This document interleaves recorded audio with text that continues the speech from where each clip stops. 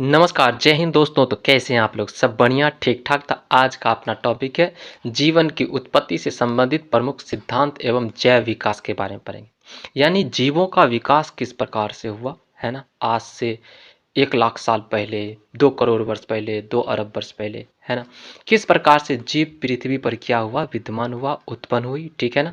और धीरे-धीरे वो विकास के सिद्धांत को फॉलो करते-करते आज किस स्थिति में, इसके बारे में हम लोग क्या करेंगे, चर्चा करेंगे। इस टॉपिक में हम लोग जानने का प्रयास करेंगे, ठीक है ना? और इससे पिछले वाला टॉपिक था हमारा, इससे से पिछले वाला टॉपिक था जीव विज्ञान के बारे में हम लोग स्टार्ट कर लिए। जीव विज्ञान की शाखाएं के बारे में पढ़ लिए थे।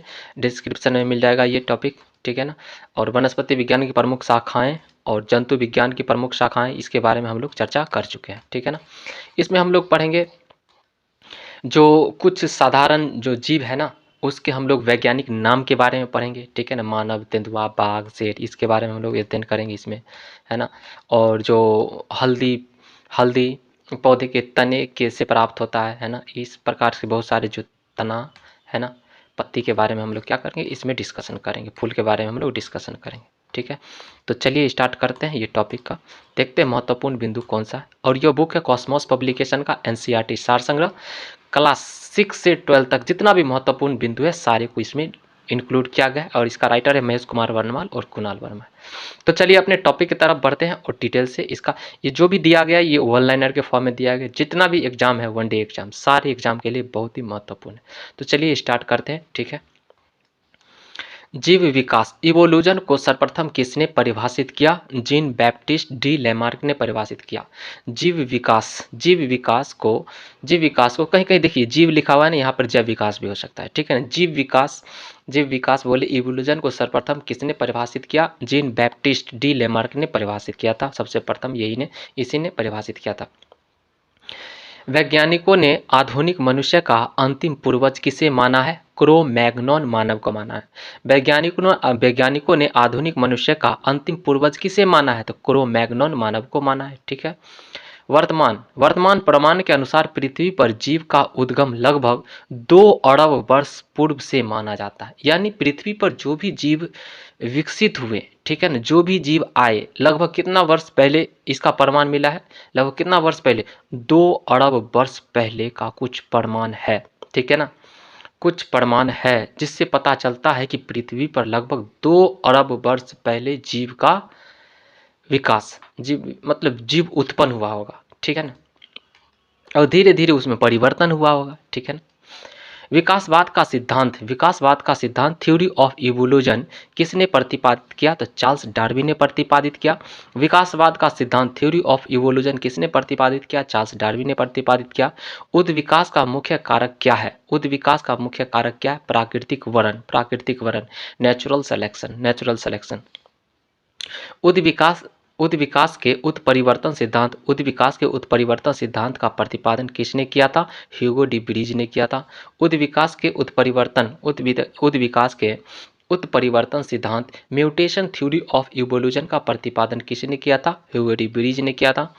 आर्कियोप्टेरिक्स आर्कियोप्टेरिक्स जुरैसिक युग का सबसे प्राचीन पक्षी है। आर्कियोप्टेरिक्स क्या है?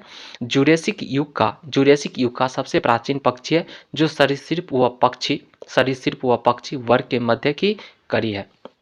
मैमथ किस जीव का पूर्वज है? हाथी का पूर्वज है। पृथ्वी पर सबसे पहले किस जीव की उत्पत्ति मानी जाती है? तो नील हरित शैवाल की उत्पत्ति मानी जाती है। पृथ्वी पर सबसे पहले किस जीव की उत्पत्ति मानी जाती है? नील हरित शैवाल की उत्पत्ति मानी जाती है। शीत ऋतु में पशुओं के प्रसुप्ति काल, है ना, डोरमेंसी पीरियड को क्या कहते हैं? हाइबरनेशन कहा जाता है।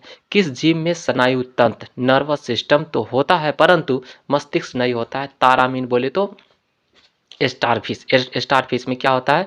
मस्तिष्क नहीं पाया जाता है। स्टार की तरह दिखेगा वह। जीवाणु जीवाणु में किस प्रकार के राइबोसोम पाए जाते हैं? तो 70S राइबोसोम पाए जाते हैं। जीवाणु में किस प्रकार के राइबोसोम पाए जाते हैं? तो 70S प्रकार के राइबोसोम पाए जाते हैं। डायनासोर डायनासोर सरीसृप वर्ग में आते थे। डायनासोर सरीसृप वर्ग में आते थे। रेप्टाइल्स है ना। डायनासोरस सरीसृप वर्ग में आते थे जिनका उदय मेसोजाइक युग में हुआ था। जिसका उदय कब हुआ था? मेसोजाइक युग में हुआ था। ठीक है। अब धरती से क्या हो चुका है? ये लुप्त हो चुका है। नील हरित शैवाल जीवाणु तथा कवक में लवक नहीं पाए जाते, बल्कि लोमिली के आकार की कौन सी रचना पाई जाती है? क्रोमैटोफोर्स पाई जाती है। क्रोमैटोफोर्स पाई जाती है। नील हरित शैवाल जीवाणु तथा कवक में लवक है ना, प्लास्टिड नहीं पाए जाते, बल्कि लोमिली के आकार की कौन सी रचना पाई जाती है? तो क्रोमैटोफोर्स पाई जाती है। किन पौधों में जाइलम वाहिकाओं का अभाव होता है? अनावृत बीजी एवं टेरिडोफाइट्स में। अनावृत बीजी एवं टेरिडोफाइट्स में। किन पौधे में जाइलम वाहिकाओं का अभाव होता है? अनावृत बीजी एवं टेरिडोफाइट्स में। आगे देखते हैं हम लोग, है ना। 5 जगत है ना, 5 किंगडम। 5 जगत वर्गीकरण 5 किंगडम क्लासिफिकेशन किसने प्रस्तुत किया था? तो हिटकर ने प्रस्तुत किया था। 5 जगत वर्गीकरण किसने प्रस्तुत किया था? हिटकर ये जीव वैज्ञानिक थे। ठीक है ना। हिटकर ने क्या किया था? प्रस्तुत किया था। जंपिंग जीन की खोज किसने की? जंपिंग जीन की खोज किसने की? मैक ने की। जंपिंग जीन की खोज किसने की थी? तो मैक ने की थी। कौन सा क्षार डीएनए तथा आरएनए दोनों में पाए जाते हैं? तो एडेनिन, ग्वानिन तथा साइटोसिन। बहुत ही इंपॉर्टेंट है दोस्तों। कौन सा क्षार डीएनए तथा आरएनए दोनों में पाए जाते हैं? एडेनिन, ग्वानिन तथा साइटोसिन। ऐसे कौन से उड़ने वाले जीव है जो पक्षी वर्ग में नहीं आते हैं? चमगादड़ नहीं आते हैं, क्योंकि ये स्तनधारी प्राणी है ना। तो ऐसे कौन से उड़ने वाले जीव है जो पक्षी वर्ग में नहीं आते हैं? चमगादड़ नहीं आते हैं। चमगादड़ बोले तो बैट को उड़ने की क्षमता होते हुए भी पक्षी वर्ग के अंतर्गत नहीं शामिल किया गया है, बल्कि इसे स्तनपायी वर्ग में शामिल किया गया है ना। स्तनधारी बच्चे को जन्म देते। अब बहुत सारे जो जीव है अंडा देती है। वह समूह जिसके जंतु प्राय रात्रिचर, यानी रात में वो अपना चरी करेगा है ना, अपना निकलेगा वो रात में। जैसे कि दिन के तुलना में रात में मच्छर बहुत ज़्यादा काटेगा, रात के शाम के टाइम में मच्छर बहुत ज़्यादा काटता है। चमगादड़ दिन में नहीं निकलेगा, ठीक है ना कहीं छुपा हुआ रहेगा और रात को निकलेगा। उल्लू भी दिन में नहीं निकलेगा, रात को निकलेगा, ठीक है ना। तो रात्रिचर उसको बोलते हैं कि जो दिन में दिखाई कम देता है, लेकिन रात में बहुत ज़्यादा निकले। दिन में तो कभी कभी मच्छर भी दिन में काट लेता है, ठीक है, लेकिन ज़्यादातर आपको चमगादड़ रात में ही दिखेगा और उल्लू भी कहाँ दिखेगा? रात में। इसलिए इसको रात्रिचर बोला गया, रात्रिचर जंतु बोला है। वह समूह जिसके जंतु प्रायः रात्रिचर होते हैं। तो मच्छर, चमगादड़ एवं उल्लू। कुछ साधारण नाम एवं तथा उनके वैज्ञानिक नाम के बारे में चलिए हम लोग पढ़ते हैं। Some important common name and its scientific name के बारे में चलिए जानते हैं। बहुत ही इंपॉर्टेंट है, ठीक है ना। इधर साधारण नाम दिया गया, इधर वैज्ञानिक नाम दिया गया। चलिए पढ़ते हैं। मानव का वैज्ञानिक नाम क्या है? होमोसेपियंस। मानव का वैज्ञानिक नाम क्या है? होमोसेपियंस। तेंदुआ का वैज्ञानिक नाम पैंथेरा पार्डस। तेंदुआ का वैज्ञानिक नाम पैंथेरा पार्डस। बाघ का वैज्ञानिक नाम पैंथेरा टिग्रिस। बाघ का वैज्ञानिक नाम पैंथेरा टिग्रिस। शेर का वैज्ञानिक नाम पैंथेरा लियो। मटर का वैज्ञानिक नाम पाइसम एस्टाइवम।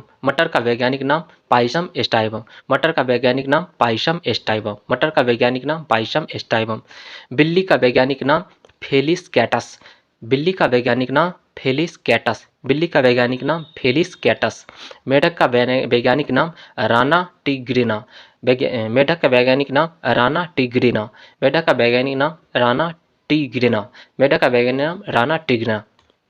धान का वैज्ञानिक नाम ओराइजा एस्टाइवा। धान का वैज्ञानिक नाम ओराइजा एस्टाइवा। धान का वैज्ञानिक नाम ओराइजा एस्टाइवा। सरसों का वैज्ञानिक नाम ब्रेसिका कॉम्पेस्ट्रिक्स। ब्रेसिका कॉम्पेस्ट्रिस। ब्रेसिका कॉम्पेस्ट्रिस। ब्रेसिका कॉम्पेस्ट्रिस है ना। सरसों का वैज्ञानिक नाम ब्रेसिका कॉम्पेस्ट्रिस है ना, कॉम्पेस्ट्रिस। चना का वैज्ञानिक नाम सीसर सीसर एरिएंट सीसर एरिएटिनम। सीसर एरिएटिनम है ना। चना का वैज्ञानिक नाम सीसर एरिएटिनम। चना का वैज्ञानिक नाम सीसर एरिएटिनम। गेहूं का वैज्ञानिक नाम ट्रिटिकम एस्टिवम। गेहूं का वैज्ञानिक नाम ट्रिटिकम एस्टिवम। गेहूं का वैज्ञानिक नाम ट्रिटिकम एस्टिवम। गाय का वैज्ञानिक नाम बॉस इंडिकस। गाय का वैज्ञानिक नाम बॉस इंडिकस। गाय का वैज्ञानिक नाम बॉस इंडिकस। आम का वैज्ञानिक नाम मैंजीफेरा या फिर मैंगीफेरा इंडिका या फिर मैंजीफेरा भी बोल सकते हैं, ठीक है ना। आम का वैज्ञानिक नाम मैंगीफेरा इंडिका या फिर मैंजीफेरा इंडिका भी दोनों में से कोई बोल सकते हैं, मैंजीफेरा या मैंगीफेरा। प्रकाश संश्लेषण की प्रकाशिक एवं अप्रकाशिक अभिक्रिया क्लोरोप्लास्ट में कहाँ संपन्न होती है? क्रमशः ग्रेना एवं स्ट्रोमा में। क्रमशः कहाँ पे संपन्न होती है? ग्रेना एवं स्ट्रोमा में संपन्न होती है।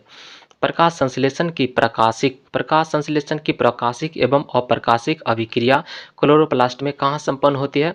तो क्रमशः ग्रेना एवं स्ट्रोमा में संपन्न होती है। मोलस्का संघ के कुछ जंतुओं में नीले या हरे रंग का रक्त किसके कारण होता है? तो हीमोसाइनिन के कारण होता है। मोलस्का संघ के कुछ जंतुओं में नीले या हरे रंग का रक्त किसके कारण होता है? हीमोसाइनिन के कारण होता है। अगला है मानव हृदय का बायां नीलय प्रकोष्ठ पूर्णतः ऑक्सीकृत रक्त को महाधमनी में और संपूर्ण शरीर में क्या करती है? भेजती है। कवकों और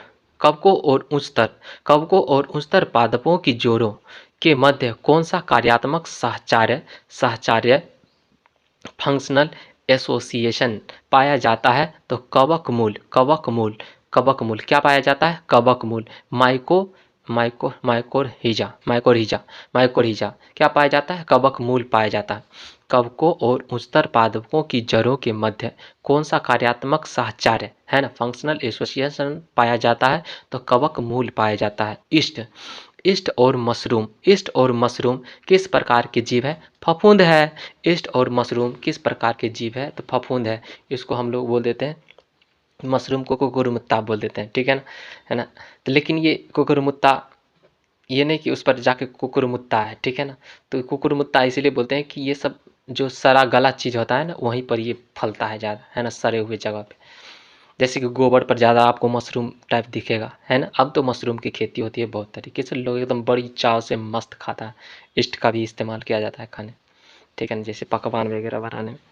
ईस्ट और मशरूम किस प्रकार के जीव है? ये दोनों जीव है ना। ईस्ट का हम लोग पकवान में बहुत ज़्यादा इस्तेमाल करते हैं और मशरूम तो खाने में बहुत एकदम मस्त लगता है कि नहीं। किस प्रकार के जीव है? तो फफूंद है। ये क्या है? फफूंद, फंगी है। कपास में पाया जाने वाला प्रमुख घटक कौन सा है? सेलुलोज है। कपास में पाया जाने वाला प्रमुख घटक कौन सा है? सेलुलोज है। कपास में पाया जाने वाला प्रमुख घटक कौन सा है? सेलुलोज है, ठीक है ना। लाइकेन किससे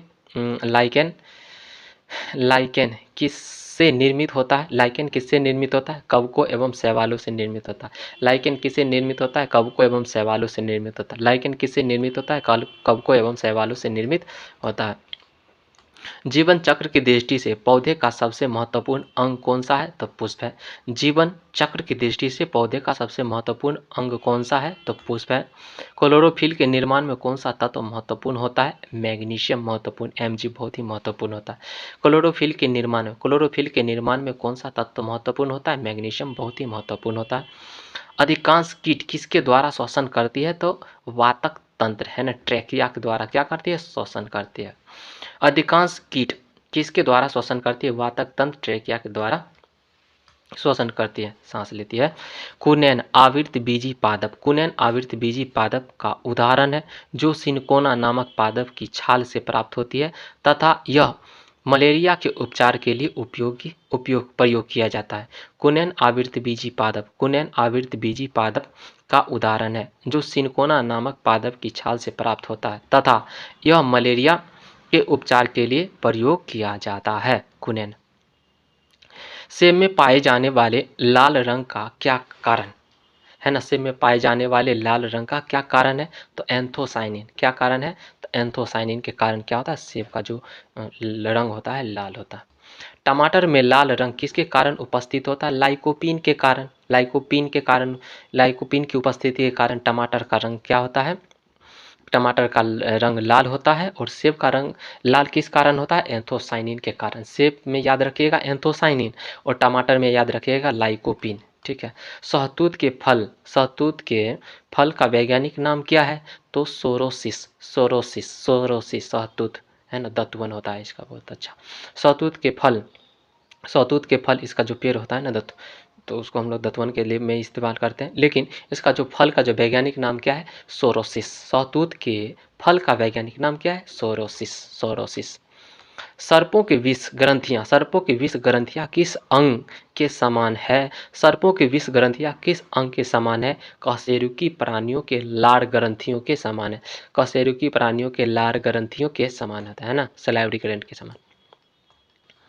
nepenthes, nepenthes, nepenthes, nepenthes, nepenthes khasiana, nepenthes khasiana नामक पौधा मुख्यतः भारत के किस राज्य में पाया जाता है? मेघालय में पाया जाता है। चट्टानों पर उगने वाले पादप क्या कहलाते हैं? शैलोद्भिद कहलाते हैं। चट्टानों पर उगने वाले पादप क्या कहलाते हैं? शैलोद्भिद कहलाते हैं। घटपर्णी पिचर प्लांट कीटभक्षी पादप के अंतर्गत आता है। कीटभक्षी पादप के अंतर्गत आता है। इसकी पत्तियों के पर्ण, इसके पत्तियों के पर्ण फलक घट बोल सकते हैं, घड़े में रूपांतरित हो जाता है। उसका जो पत्ती का जो पत्ती होगा ना, घड़ा के रूप में रूपांतरित हो जाएगा। ऊपर एक ढक्कन टाइप लग जाएगा। जो ही कीट उसमें घुसेगा ना तो ऊपर से ढक्कन क्या हो जाता है? बंद हो जाता है। जो ही ढक्कन बंद होगा, जब तक वो मरेगा नहीं कीट, मान लीजिए कि इस प्रकार से रहेगा, इस तरह से लोटा टाइप रहे। ये मान लीजिए पेड़ है, इसका जो पत्ती इस तरह से पत्ती ऊपर एगो खुला हो रहा था। जो ही कट इधर एंट्री मारेगा, जो मक्खी कीड़ा उड़ा है ना, इधर एंट्री मारेगा। एंट्री जो ही मारा, ये ऊपर से क्या हो जाएगा? ढक्कन बंद हो जाएगा। जब तक कि पूरा खत्म नहीं हो जाएगा, ठीक है ना, तब तक इसका ढक्कन नहीं खोले। इसी से क्या करता है? अपना जो पेड़ होता है अपना पोषण इसी से प्राप्त करता है। ठीक है। तो घटपर्णी कीटभक्षी पादप के अंतर्गत आता है और इसकी पत्तियों के पर्ण फलक घट, तो घड़े में क्या हो जाता है? रूपांतरित हो जाता है। कौन सा प्राणी अपनी आंत में जल का संग्रह करता है? तो ऊंट, ऊंट करता है ना। 7 दिन 1 हफ्ता तक वो रह जाता है बिना पानी पिए हुए, क्योंकि वो क्या करता है? अपने फैट के रूप में क्या कर लेता है? वो संग्रहित कर लेता है ना, खाना वाना जो भी पानी उनी है। तो पानी तो बहुत ज़्यादा क्या करता है? वो संग्रहित कर लेता है। वो पानी संग्रहित कर लेता है किसमें? अपनी आंत में जल का संग्रह करता है। कौन? ऊंट क्या करेगा? अपनी आंत में क्या करेगा? वो पानी को संग्रहित कर लेता है। इसलिए जब उसको जरूरत पड़ता है फिर वहाँ से वो इस्तेमाल कर लेता है, उपयोग कर लेता है। ठीक है ना। तो कौन सा प्राणी अपनी आंत में जल का संग्रह करता है? तो ऊंट, ऊंट, ऊंट। सबसे बड़ा अकशेरुकी इनवर्टिब्रेट जीव कौन सा है? तो कोलोसल स्क्विड, कोलोसल स्क्विड। सबसे बड़ा अकशेरुकी जीव कौन सा है? Colossal squid, colossal squid.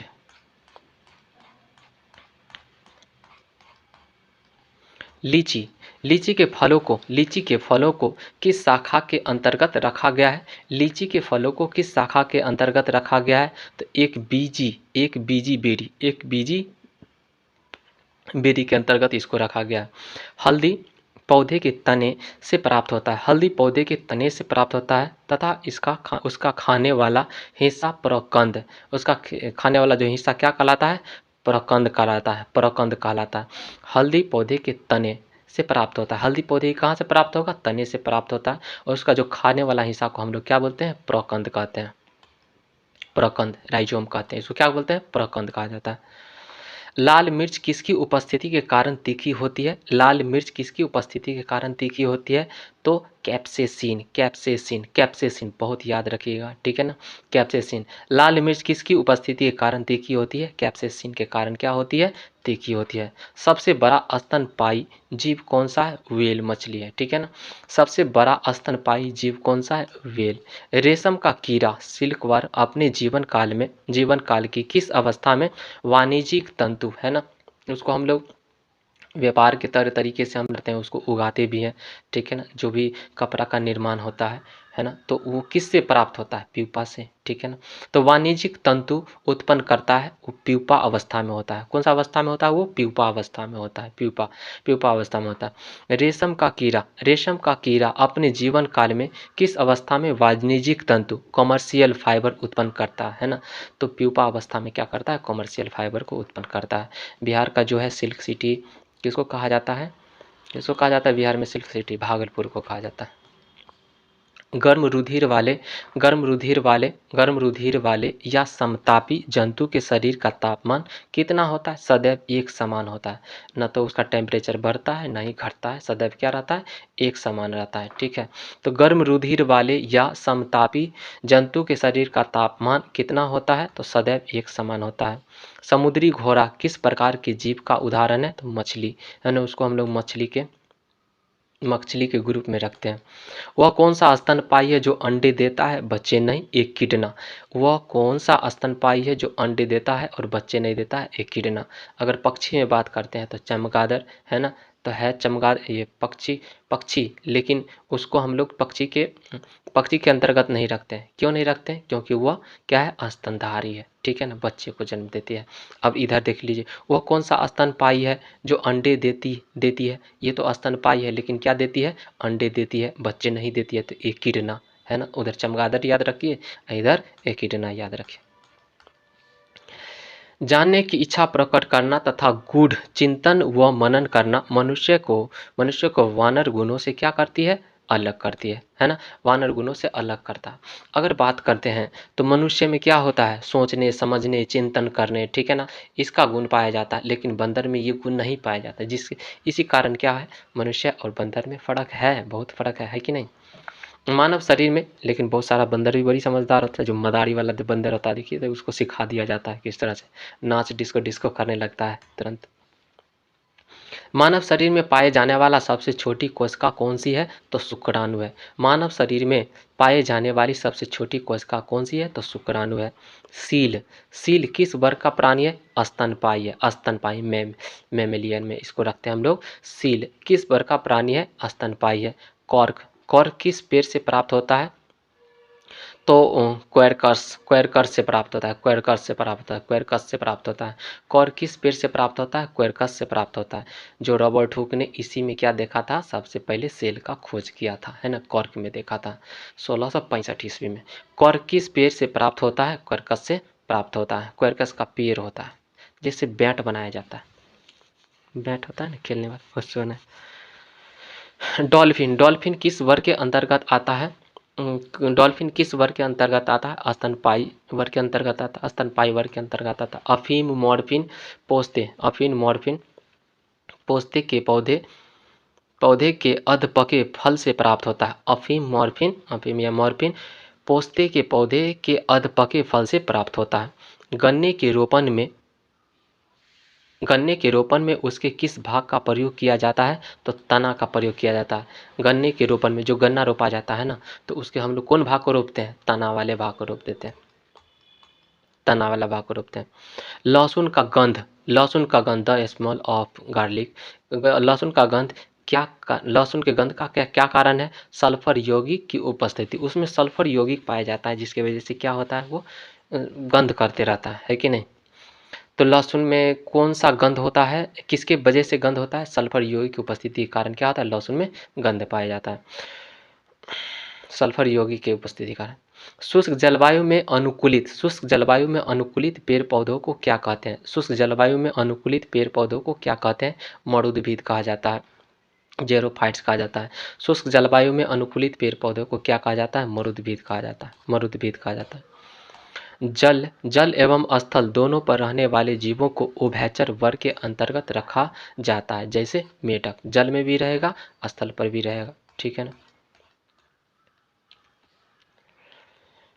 अधिपादन, अधिपादन epiphytes है ना, एपीफाइट्स, अधिपादप, सॉरी, अधिपादप, अधिपादप, अधिपादप है। अधिपादप अन्य पौधों पर क्यों निर्भर रहती है? अधिपादप अन्य पौधों पर क्यों निर्भर रहते हैं, है ना, अधिपादप अन्य पौधों पर क्यों निर्भर रहते हैं? तो यांत्रिक सहारे के लिए, इसको क्या बोलते हैं, यांत्रिक सहारा चाहिए, तो ये दूसरे पौधे पर क्या रहेगा, निर्भर रहता है। अधिपादप एपीफाइट्स इसको बोला जाता है। कुछ पेड़ ऐसा होता है ना कि जो पेड़ दूसरे पेड़ पर ही क्या कर जाता है, उग जाता है। अपना यांत्रिक सहारा किससे लेता है, दूसरे से लेता है, ठीक है ना। तो यांत्रिक सहारे के लिए अन्य पौधों पर क्यों निर्भर रहता है, यांत्रिक सहारे के लिए। टीक, टीक और माइट, टीक और माइट किस जीव वंश से संबंधित है? तो मकड़ी वंश से संबंधित है। टीक और माइट किस जीव वंश से संबंधित है? मकड़ी वंश से संबंधित है। जुगनू, जुगनू की चमक किस एंजाइम के कारण होती है? तो ल्यूसीफेरस के कारण होती है। ल्यूसीफेरस के कारण जुगनू क्या करती है, बॉल बारते रहते हैं, बुकड़ बुकड़। जुगनू की चमक किस एंजाइम के कारण होती है? ल्यूसीफेरस के कारण होती है। सन हेम्प रेसे, सन हेम्प रेसे किससे प्राप्त किया जाता है? तो फ्लोएम से प्राप्त किया जाता है। सन हेम्प रेसे, सन हेम्प रेसे किससे प्राप्त किया जाता है? फ्लोएम से प्राप्त किया जाता है, यानी तना से प्राप्त किया जाता है। फ्लोएम बोले तो तना, अगर जो जड़ उड़ की बात रहता है तो वहाँ पर जाइलम रहता है। लेकिन सन हेम्प रेसे जो होता है ना, किससे प्राप्त किया जाता है? तना से प्राप्त किया जाता है। इसलिए आप लिख सकते हैं इसमें फ्लोएम, फ्लोएम, जाइलम फ्लोएम तो पढ़े होंगे, ठीक है ना, बेसिक क्लास में हम लोग करवाएंगे फाउंडेशन में। तो सन हेम्प रेसे किससे प्राप्त किया जाता है? तो फ्लोएम से प्राप्त किया जाता है। लेग, लेग हीमोग्लोबिन किस में पाई जाती है? लेग हीमोग्लोबिन किस में पाई जाती है? लेग हीमोग्लोबिन किस में पाई जाती है? लेग्यूम, लेग्यूम, लेग्यूम मूल ग्रंथियों में, लेग्यूम मूल ग्रंथियों में पाई जाती है। डार्विन की पुस्तक on the origin, on the origin of species कब प्रकाशित हुई थी? तो वर्ष 1859 में प्रकाशित हुई थी। जैव विकास के पक्ष में किस स्रोत से प्रत्यक्ष प्रमाण प्राप्त होता है? जीवाश्मों से प्राप्त होता है, जीवाश्म से प्राप्त होता है कि नहीं, कि जैव विकास किस प्रकार से संभव, किस प्रकार से हुई होगी, इसके बारे में जानकारी हमें जीवाश्म से पता चलता है। जीवों के उद्विकास, जीवों के उद्विकास इवोल्यूशन के संदर्भ में कौन सा अनुक्रम सही है? तो सैलामेंडर, सैलामेंडर अजगर, अजगर कंगारू, सैलामेंडर अजगर कंगारू, सैलामेंडर अजगर कंगारू। किन कशेरुकी जीवों की कंकाल, किन कशेरुकी जीवों में कंकाल पूर्णतः अनुपस्थित होता है? सरीसृप में क्या रहता है? पूर्णतः अनुपस्थित होता है। कॉकरोच और, कॉकरोच और सिल्वर फिश, कॉकरोच और सिल्वर फिश में किस प्रकार का परिसंचरण तंत्र पाया जाता है? खुला परिसंचरण तंत्र पाया जाता है। कॉकरोच और सिल्वर फिश, कॉकरोच और सिल्वर फिश में किस प्रकार का परिसंचरण तंत्र पाया जाता है? तो खुला परिसंचरण तंत्र पाया जाता है। स्तनपायी, स्तनपायी भ्रूण, स्तनपायी भ्रूण के उत्सर्जनीय, स्तनपायी भ्रूण के उत्सर्जनीय उत्पाद किसके द्वारा बाहर उत्सर्जित किए जाते हैं? अपरा द्वारा, प्लेसेंटा द्वारा क्या किया जाता है? बाहर उत्सर्जित किया जाता है। चमगादड़ कैसा प्राणी है? तो नियत तापी, नियत तापी। चमगादड़ कैसा प्राणी है? तो नियत तापी है, वार्म ब्लड रहता है उसका, गर्म, नियत ताप है, नियत तापी होता है। चमगादड़ कैसा प्राणी है? तो नियत तापी है, नियत तापी। विज्ञान की पैलियोंटोलॉजी, विज्ञान की पैलियोंटोलॉजी नामक शाखा के अंतर्गत जीवाश्मों का अध्ययन किया जाता है। तो जीवाश्मों का अध्ययन किस शाखा के अंतर्गत किया जाता है? विज्ञान की किस शाखा के अंतर्गत किया जाता है? पैलियोंटोलॉजी के अंतर्गत किया जाता है। सबसे बड़ा पक्षी जो तेज गति से दौड़ सकता है परंतु उड़ नहीं सकता है, कौन है? शुतुरमुर्ग, है ना, शुतुरमुर्ग। सबसे बड़ा पक्षी जो तेज गति से दौड़ सकता है परंतु उड़ नहीं सकता है, शुतुरमुर्ग। नमक युक्त मिट्टी में, नमक युक्त मिट्टी में उगने वाले पादप हेलोफाइट्स, हेलोफाइट्स कहलाते हैं। नमक युक्त मिट्टी में उगने वाले पादप हेलोफाइट्स कहलाते हैं। एंट अमीबा हिस्टोली, एंट अमीबा हिस्टोलिटिका, एंट अमीबा हिस्टोलिटिका, एंट अमीबा हिस्टोलिटिका नामक परजीवी मानव के किस अंग में पाया जाता है? आंत में पाया जाता है, आंत में पाया जाता है। एंट अमीबा हिस्टोलिटिका, एंट अमीबा हिस्टोलिटिका नामक परजीवी मानव के किस अंग में पाया जाता है? तो आंत में पाया जाता है, हिस्टोलिटिका, आंत में पाया जाता है। लिग्निन, लिग्निन नामक पदार्थ जमा रहता है जाइलम उत्तक पर, लिग्निन नामक पदार्थ जमा रहता है जाइलम उत्तक पर होता है। डीएनए संश्लेषण तथा हिस्टोन प्रोटीन कोशिका चक्र की किस प्रावस्था में बनती है तो एस परावस्था में बनती है। डीएनए संश्लेषण तथा हिस्टोन, डीएनए संश्लेषण तथा हिस्टोन प्रोटीन कोशिका चक्र के किस परावस्था में बनती है तो एस परावस्था में बनती है, एस परावस्था में बनती है, एस परावस्था में। डूबने से हुई मृत्यु का पता लगाने में किस जीव का महत्व है, किस जीव का महत्व है, डाइटम का बहुत ज़्यादा महत्व है। डाइटम, डाइटम डूबने में हुई मृत्यु का पता लगाने में किस जीव का महत्व है, डाइटम का महत्व है, ठीक है ना। पपीते का पीला किस कारण होता है तो कैरिए काजेंथिन, है ना, कैरी काजेंथिन की उपस्थिति के कारण, कैरी काजेंथिन की उपस्थिति के कारण पपीते का पीला रंग, पीला जो रंग हो जाता है उसका, तो किस कारण होता है, कैरिकाजेंथिन के कारण हो जाता है, कैरिकाजेंथिन उसमें उपस्थित होता है उसके कारण हो जाता है। पौधे के किस भाग में हल्दी, पौधे के किस भाग से हल्दी प्राप्त होती है तो तना वाला भाग से क्या होती है, हल्दी प्राप्त होती है। पौधे के किस भाग से हल्दी प्राप्त होती है, तना वाला भाग से हल्दी प्राप्त होती है। किस शैवाल से आयोडीन का निर्माण होता है, लेमिनेरिया नामक शैवाल से, जिसको हम लोग भूरी शैवाल भी बोलते हैं, लेमिनेरिया नामक शैवाल से उत्पन्न होती है। वे जीवाणु जो वायुमंडलीय नाइट्रोजन को नाइट्रोजन के यौगिक में परिवर्तित करती है, वे क्या कहलाती है, नाइट्रोजन स्थिरीकरण जीवाणु, नाइट्रोजन स्थिरीकरण जीवाणु कहलाती है। वे जीवाणु जो वायुमंडलीय नाइट्रोजन के यौगिक में परिवर्तित कर देता है, वे क्या कहलाते हैं, नाइट्रोजन स्थिरीकरण जीवाणु कहलाते हैं। अधिक नमक वाले अचार में जीवाणु जीवित क्यों नहीं रह पाती है, क्योंकि ये जीव द्रव्य कुंचित होकर मर जाता है, ये द्रव्य कुंचित होकर सिकुड़ कर क्या हो जाता है, ये मर जाता है। कवक कोशिका में संचित होने वाला खाद्य पदार्थ कौन सा है तो ग्लाइकोजन है। कवक कोशिका में संचित होने वाला खाद्य पदार्थ कौन सा है, ग्लाइकोजन है। तालाबों और कुओं में किस जंतु को छोड़ने से मच्छरों का नियंत्रित करने में मदद मिलती है तो गैम्बूसिया फिश। तालाबों और कुओं में किस जंतु को छोड़ने से मच्छरों को नियंत्रित करने में मदद मिलती है, गैम्बूसिया फिश। अगला है बिसफेरॉल ए, बीपीए क्या है, बिसफेरॉल ए बीपीए क्या है तो खाद्य संवेष्टन सामग्री के विकास के लिए प्रयोग में लाया जाने वाला रसायन है। मृदा बोले तो मिट्टी के प्रयोग मृदा के प्रयोग के बिना केवल खनिज युक्त सहायता से पौधे उगाने की विधि को हाइड्रोपोनिक्स कहा जाता है। बिना मिट्टी के अगर हम लोग बिना मिट्टी के यानी खनिज युक्त कुछ खनिज की सहायता से हम लोग क्या करते हैं, पौधे उगा लेते हैं, ठीक है ना, उसमें मिट्टी का इस्तेमाल नहीं करते हैं तो उसको क्या बोला जाता है, उसको हाइड्रोपोनिक्स बोला जाता है। प्रतिजैविक मुख्यतः किससे प्राप्त किए जाते हैं तो जीवाणुओं से प्राप्त किए जाते हैं, एंटीबायोटिक। इष्ट कोशिका में कौन सा मुख्य विकर उपस्थित होता है तो जाइमेस।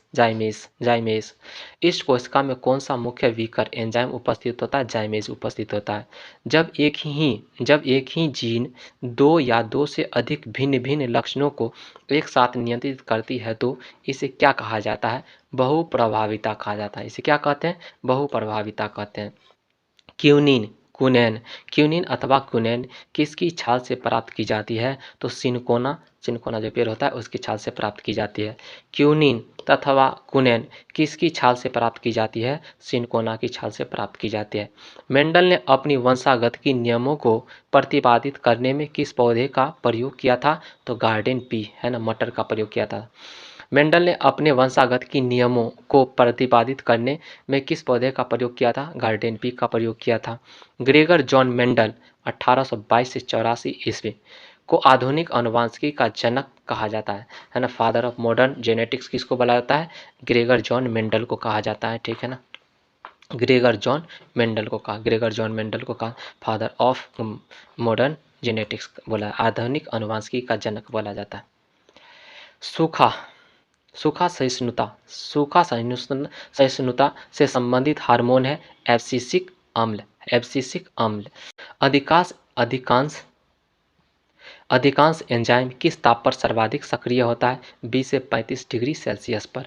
अधिकांश एंजाइम किस ताप पर सर्वाधिक सक्रिय होता है 20 से 35 डिग्री सेल्सियस के मध्य, ठीक है। अगला देखते हैं हम लोग सीप, घोंघा, स्क्विड, कौड़ी, ऑक्टोपस, है ना, कटल फिश आदि मोलस्का संघ के प्रमुख जीव है। ये सब क्या है, आदि मोलस्का संघ के प्रमुख जीव है। तो दोस्तों आज का एपिसोड हम लोग यहीं तक रखते हैं, ठीक है ना। नेक्स्ट एपिसोड में हम लोग कोशिका के बारे में पढ़ेंगे, कोशिका के बारे में डिटेल से हम लोग जानने का प्रयास करेंगे। तो आज का एपिसोड हम लोग यहीं तक रखते हैं। आज हम लोग पढ़ लिए जैव विकास के बारे में, ठीक है। नेक्स्ट एपिसोड में हम लोग किसके बारे में पढ़ेंगे, नेक्स्ट एपिसोड में हम लोग पढ़ेंगे कोशिका सेल के बारे में। तो आज का एपिसोड यहीं तक, फिर मिलते हैं नेक्स्ट एपिसोड में। तब तक के लिए bye, take care, love you all. मस्त रहिए, स्वस्थ रहिए और एकदम पूरा मन लगा के, दिल लगा के पढ़िए, ठीक है ना। दिल कहीं और नहीं, पढ़ाई पर होना चाहिए।